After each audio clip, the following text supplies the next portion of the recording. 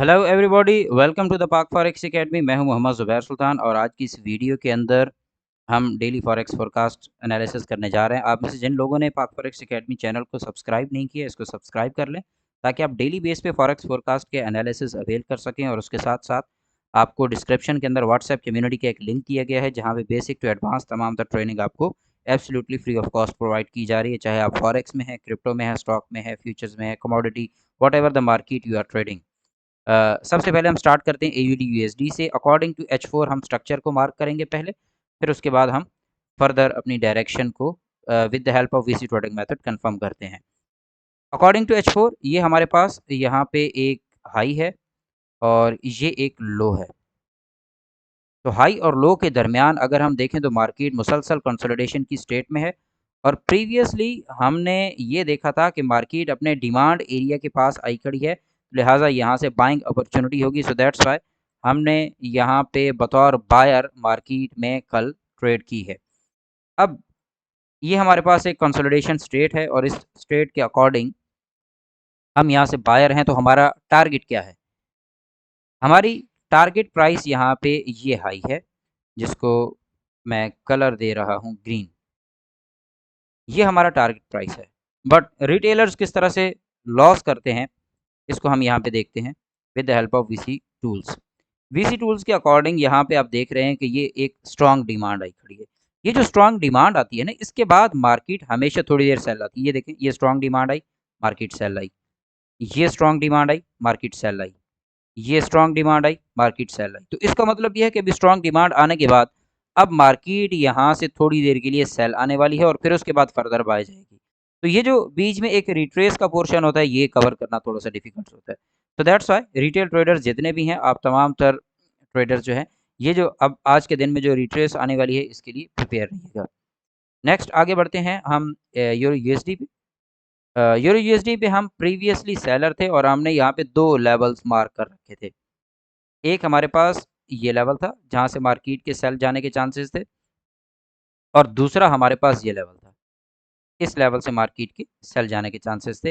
Market अपने level 1 से यहाँ पे सेल जा रही है, तो हम इसको H1 में जाके देखते हैं कि मार्केट का H1 का स्ट्रक्चर क्या है। ये हमारे पास ओवरऑल अगर हम देखें तो मार्केट वक्ती तौर पे यहाँ पे भी सेल डायरेक्शन में है, बट ये पॉसिबली यहाँ से एक मरतबा फिर बाय जाके अगेन ये फर्दर सेल डायरेक्शन को परसू करेगी। तो लिहाजा अगर आप यहाँ पे सेलिंग करना चाह रहे हैं, डायरेक्ट सेलिंग करना चाह रहे हैं, तो इस लेवल से नीचे सेलर हैं, और अगर आप बाइंग करना चाह रहे हैं तो फिर ये जो कंसोलिडेशन स्टेट है इसी से ऊपर आप एक मरतबा निकल आए 1.074 से मार्केट में आप बायर बैठ सकते हैं। तो ये हमारा पैटर्न रहेगा। उसके बाद आगे बढ़ते हैं GBP USD पे। तो GBP USD जो है,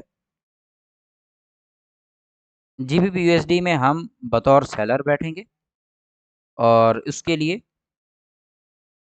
हमारे पास जो जोन्स हैं, ये लेवल 1 है फॉर द सेलिंग और ये लेवल 2 है फॉर द सेलिंग। क्योंकि न्यूज़ है अभी थोड़ी देर के अंदर, तो आपको मार्केट किस तरह से मूव करती दिखाई दे सकती है।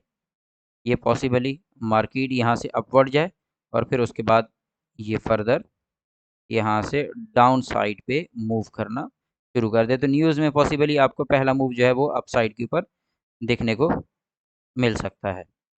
अगर हम यहाँ पे अकॉर्डिंग टू मार्केट स्ट्रक्चर देखें तो इस वक्त मार्केट में डिमांड स्ट्रॉन्ग है और अब मार्केट में आहिस्ता आहिस्ता सप्लाई आ रही है। तो पॉसिबली न्यूज़ के अंदर हम इसको देखेंगे कि न्यूज़ के टाइम पे मार्केट किस डायरेक्शन को परसू करती है। नेक्स्ट आवर के अंदर यहाँ पे हमारे पास न्यूज़ है। अब अगर हम बहुत इन डेप्थ थोड़ा सा इसका एनालिसिस अगर करना चाहते हैं, तो ये market with in the news यहाँ से डाउन मूव करके ये ऐसे अप मूव करके फिर फर्दर अपनी मैनिपुलेशन को कर सकती है। तो लिहाजा अगर मार्केट यहाँ से डाउन आती है तो यहाँ पे आखिरी कोई एक लो लगाएगी, यानी कि ये जो कैंडल बन रही होगी, इसके बाद जब ये न्यूज़ प्ले होनी है तो आपने इसी कैंडल के लो या हाई के ऊपर अपना रिएक्शन देना होगा ट्रेडिंग के लिए। आगे बढ़ते हैं। नेक्स्ट हमारे पास है जी USD कैड। तो USD कैड में हम H4 के अकॉर्डिंग अगर देखते हैं तो मार्केट एक प्राइस चैनल बना रही है और इसको हमने पहले भी डिस्कस किया है कि मार्केट जो कि इस वक्त एक चैनल के अंदर है, तो लिहाजा हम इसके ब्रेक एंड क्लोज का वेट करेंगे, फिर उसके बाद फर्दर डिसीजन लेंगे कि मार्केट किस डायरेक्शन के अंदर परसू करना चाह रही है। आगे बढ़ते हैं। नेक्स्ट हमारे पास है यूएसडी जेपीवाई। यूएसडी जेपीवाई में हम एक टेक्निकल लेवल के अकॉर्डिंग सेलर हैं। उसकी वजह ये है कि ये देखें, ये लास्ट टाइम मार्केट ये बाय गई, उसके बाद ये सेल आई और अब ये बाय जाते हुए आप देखें कितनी ज़्यादा कैंडल्स लग रही हैं। इसका मतलब ये है कि मार्केट बहुत डिफ़िकल्टी फ़ील कर रही है अपवर्ड मूवमेंट में। तो लिहाजा आप मार्केट को यहाँ से सेल डायरेक्शन के अंदर ही देखेंगे और यहाँ आप देखें तो डिमांड जो है वो डिक्रीज़िंग है और सप्लाई जो है ये यहाँ पे इंक्रीज़िंग है। उसके बाद आगे बढ़ते हैं। नेक्स्ट हमारे पास है जी बीटीसी यूएसडी। बीटीसी यूएसडी को अगर हम टेक्निकली देखते हैं तो बीटीसी यूएसडी में हम फॉर द लॉन्गर टर्म यहाँ पे सेलर हैं और मार्केट स्टिल यहाँ पे सेल डायरेक्शन के अंदर ही परसू कर सकती है। इसके लिए अगर आप बाइंग एरियाज़ को देखना चाहते हैं तो आपके पास लेवल 1 है बाइंग का ये एरिया और लेवल 2 है आपके पास बाइंग के लिए ये एरिया। इन दो एरियाज़ में ये जो सेकंड एरिया है बाइंग के लिए ये ज़्यादा प्रोमिनेंट है। उसकी वजह ये है कि मार्केट में ये सारी लिक्विडिटी उड़ेगी तो ही यहाँ पे सेलिंग कराने का फ़ायदा है। अब आगे बढ़ते हैं। नेक्स्ट हमारे पास है जी गोल्ड। गोल्ड के ऊपर हम टेक्निकली गोल्ड में इस वक्त यहाँ पे सेलर हैं।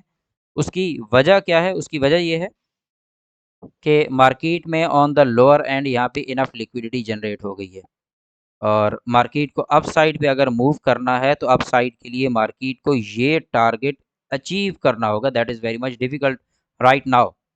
एनी हाउ गोल्ड की मार्केट में न्यूज़ काफ़ी ज़्यादा इफ़ेक्ट करती है बट टेक्निकली यहाँ पे समझ ही आ रही है कि मार्केट जो है इसको लोअर एंड की लिक्विडिटी उठानी चाहिए, फिर उसके बाद फर्दर ये अपनी बाय डायरेक्शन को अगर परसू करना चाहती है तो कर सकती है। बट यहाँ पे गोल्ड में हम सेलिंग अपॉर्चुनिटीज़ को ढूंढने की कोशिश करें तो ज़्यादा बेहतर है।